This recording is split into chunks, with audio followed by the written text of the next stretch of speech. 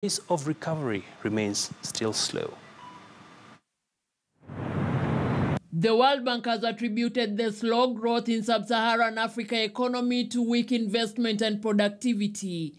In a report, it forecasts growth in the region to be 2.4% in 2017, down from the 2.6% that it projected in April. In its latest African Pulse report, the bank said the region would be helped by better commodity prices. Lower prices have slowed overall growth in the resource-rich region in the last few years, cutting government revenues. Sub-Saharan Africa's growth was an estimated 1.3% in 2016, the lowest for 2 decades. Growth in the region is being led by the largest economies. In the second quarter of 2017, Nigeria exited a 5-quarter recession, and South Africa emerged from 2 consecutive quarters of negative growth. Angola is also seeing a pickup in economic activity. Elsewhere in the region, there is considerable heterogeneity in growth performance.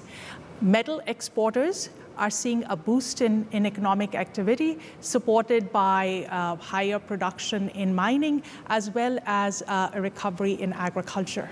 The bank said Nigeria's expected 1% growth in 2017 was 0.2% below the April forecast because the increase in oil production was below projections due to maintenance work. It said growth in the non-oil sector has remained subdued. Growth in South Africa is projected to rise from 0.6% in 2017 to 1.1% in 2018 and 1.7% in 2019.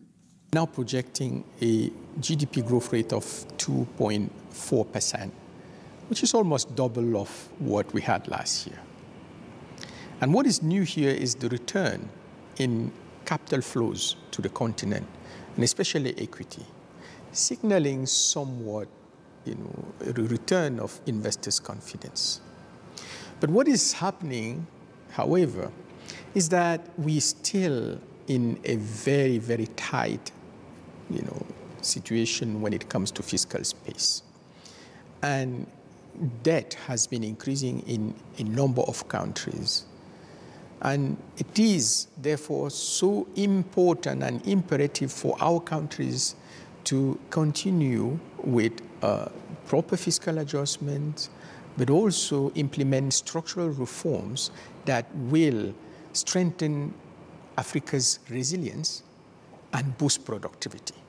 Zufak said the 2 countries need deeper reforms to get back to pre-2014 levels of growth, and their political uncertainty need to be reined in, adding that they make up about half of Sub-Saharan Africa's GDP growth. Janet Chapia, KTN.